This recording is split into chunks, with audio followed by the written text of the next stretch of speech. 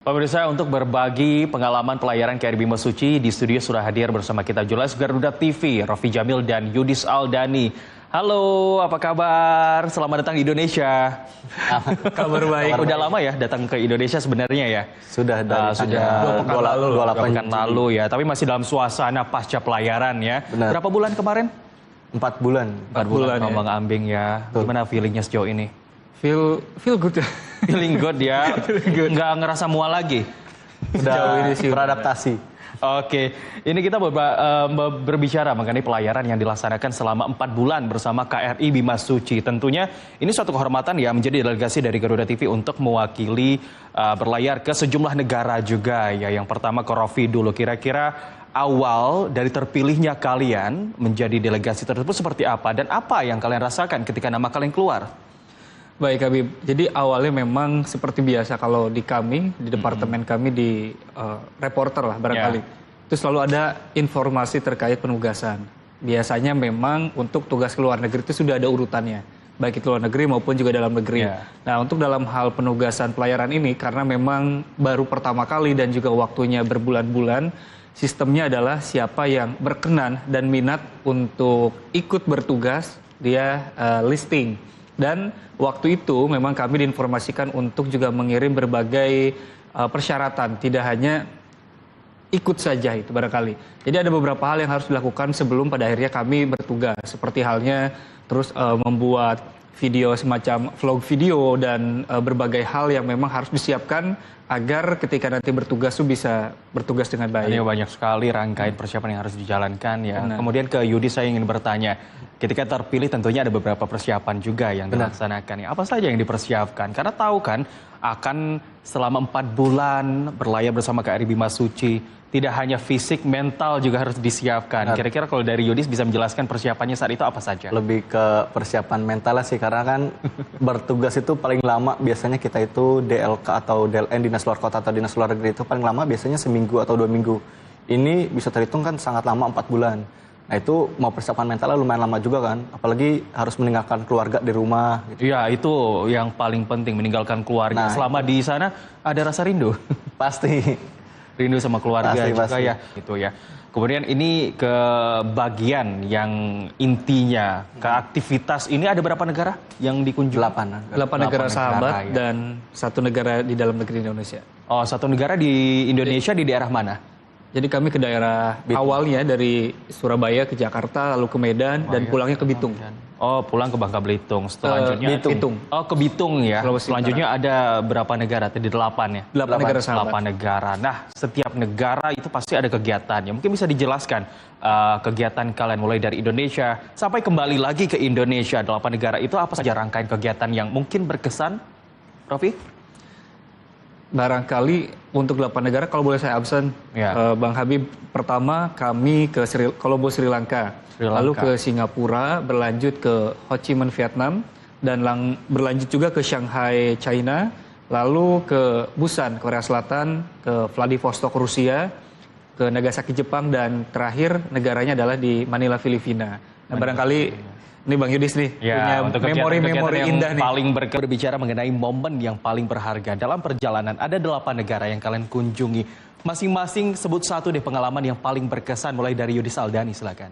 Pengalaman yang paling berkesan itu pas sandar di Rusia, Vladivostok. Karena di situ pas banget bertepatan dengan hari jadi Rusia, hari besar Rusia. Jadi di mana kita diundang untuk menampilkan kesenian Indonesia. Kesenian seperti apa? Kalau biasanya sih si taruna atau awak kapal ini menampilkan marching band atau yang biasa disebut genderang suling. Nah itu di situ kami awak kapal itu dan taruna menampilkan genderang suling. Bagaimana dan antusiasme masyarakat? Sangat amat disambut baik kita oleh sebagai bangsa Indonesia bangga ya. Nah di situ kami kayak merasa sangat bangga sekali sebagai warga Indonesia bisa melihat langsung penampilan kami di dan diapresiasi oleh masyarakat luar. Tentunya kita merasa bangga sekali. Kemudian Rofi, apa yang paling berkesan? Jangan Rusia yang lain. Pasti banyak sekali tapi pilih satu. Baik, tadi kalau Yudis menyampaikan Rusia, memang antusiasme masyarakatnya sangat luar biasa karena benar-benar di pusat kota. Nah, ada 1 negara lagi sebenarnya. Sebenarnya ada 2 negara yang juga barangkali sama. Pertama tuh di Colombo, Sri Lanka ya, yang juga turut dihadiri oleh pejabat setempat, lalu terakhir di Filipina. itu tidak hanya para taruna yang menampilkan genderang suling, tapi para prajurit yang juga menampilkan tarian budaya seperti Reog Ponorogo ya. Lalu juga disaksikan oleh pejabat militer setempat, bahkan juga pejabat eksekutif seperti wali kota dan masyarakat yang juga turut menyaksikan ya. Dan menariknya kalau di Filipina itu lebih ke pertukaran budaya. Jadi selain dari Indonesia juga memperkenalkan budaya mereka ke kita ya. Nah itu, jadi kita pun dari sisi Indonesia kita bisa mengetahui, oh ternyata di Filipina juga ada budaya. Ada hubungan timbal balik. Nah itu barangkali. Jadi cultural exchange. Jadi di Rusia dan Filipina ini salah satu yang paling berkesan. Meskipun di negara-negara yang lain ini ada 8 negara ini tidak kalah berkesan. Ini kita sudah ada miniatur dari KRI Bimasuci ya? Benar. KRI Bimasuci, kalau tidak salah ini perbandingan 1:1. Kemiripannya ini hampir 100%, betul? Betul. Yudis, ini bisa diceritakan tentang kapal ini, mungkin dari Mas Yudis, ini komponennya apa, dan kalian di bagian mananya ketika bertugas mungkin? Kalau di kapal itu biasanya ada beberapa tempat. Biasanya kalau untuk menjaga kapal, awak kapal untuk menjaga kapal biasanya ada di haluan yang bagian depan. Terus untuk kemudinya ada di anjungan dan yang paling belakang ini ada di buritan namanya. Oke, Rofi. Ini kalau saya boleh sedikit deskripsikan.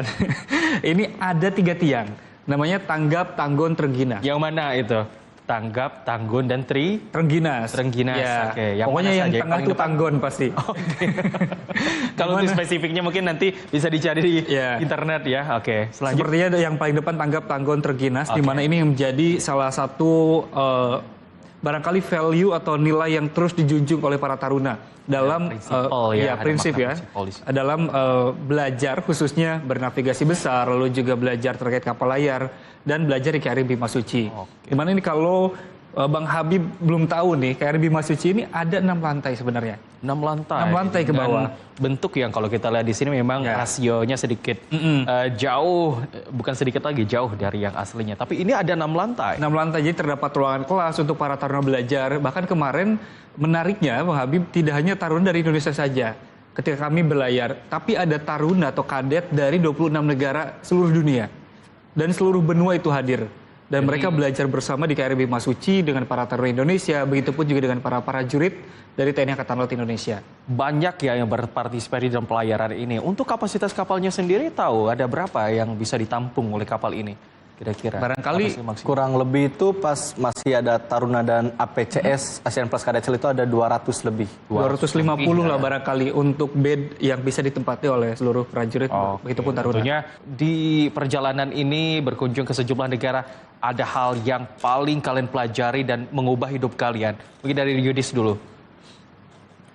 Untuk paling kemandirian sih. Kemandirian. Karena di kapal itu meskipun kita bisa mengandalkan satu sama lain, tapi kan kita jauh dari keluarga, jauh dari apapun itu, ya kita harus benar-benar bisa mandiri semuanya sih. Kalau Rofi? Kalau dari saya melihat bahwa seluruh proses pelayaran ini ternyata berhasil karena adanya gotong royong kerjasama dari semuanya. Ada satu momen di mana kapal itu bisa berjalan ketika seluruh tim itu bekerja dengan baik. Ada tim yang berjaga di anjungan, berjaga di mesin, di lantai paling bawah, maupun juga bertugas di dapur. Karena ternyata para prajurit bertugas ya ketika perut kosong juga tidak akan maksimal. Dan ternyata kerjasama tersebut membuat pelayaran ini ternyata bisa berhasil hingga kami kembali ke Indonesia. Jadi gotong royong yang membuat saya berpikir bahwa ini adalah hal yang tidak akan pernah hilang dalam jati diri bangsa Indonesia. Artinya adalah pesan yang mungkin dapat kita sampulkan dari pelayaran bersama dengan KRI Bimasuci adalah kemandirian sesuai dengan visi dari pemerintah Indonesia sendiri, adalah kemandirian tidak hanya di bidang pertahanan namun juga di berbagai bidang seperti pangan dan juga sumber daya manusia. Yang terakhir, ini tentunya banyak sekali hal-hal yang pengen ataupun ingin kalian sampaikan, namun mungkin ketika berbicara mengenai KRI Bimasuci, seberapa bangga kalian memiliki armada seperti KRI Bimasuci atau sejumlah alutsista yang lain, dan juga apa pesan yang ingin kalian sampaikan kepada masyarakat Indonesia dan juga harapan di hari ulang tahun Indonesia yang ke-81 ini. Dari Yudis dulu. Pertama bangga sih, pasti sangat bangga ya, karena kapal kita itu sangat warga negara luar itu sangat antusias. Pertama ngelihat kapal kita karena yang sangat amat besar dan sangat amat indah. Terus juga untuk masalah pesan, Indonesia itu sangat dibanggakan di negara luar. Sangat amat disayangkan kalau misalnya di dalam negeri ternyata kita masih banyak konflik terpecah belah, sedangkan di luar negeri itu kita sangat amat dibanggakan gitu loh. Oke, selanjutnya Rofi, apa yang bisa menjadi pesan yang bermanfaat setelah berlayar bersama KRI Bimasuci? Ya, barangkali sama dengan yang disampaikan oleh Yudis, di mana tadi Indonesia, barangkali di ASEAN ya, memiliki kapal yang paling besar, untuk kapal latih, kapal KRI Bimasuci dibandingkan dengan negara. Bahkan ada banyak negara yang tidak memiliki kapal latih seperti KRI Bimasuci di Indonesia. Dan yang paling penting adalah tadi yang seperti yang disampaikan bahwa Indonesia selalu memiliki posisi dimanapun negaranya. Ketika kami hadir di berbagai negara-negara yang kami kunjungi kemarin, sambutan itu ternyata tidak hanya datang dari pihak pemerintah maupun juga pejabat militer, tapi dari masyarakat yang justru mereka sangat penasaran dan sangat bangga ketika melihat kemegahan KRI Bimasuci, salah satunya di Jepang kemarin yang kami saksikan. Artinya secara keseluruhan dapat saya simpulkan memang Indonesia dengan pelayaran KRI Bimasuci ini membuktikan kepada dunia kalau Indonesia merupakan negara yang besar, negara yang kuat, dan negara yang memiliki visi yang besar, khususnya dengan asa cita kita menuju Indonesia Emas 2045. Dan itu dia pemirsa dialog kita bersama dengan jurnalis Garuda TV, Rofi dan juga Yudis Aldani. Terima kasih.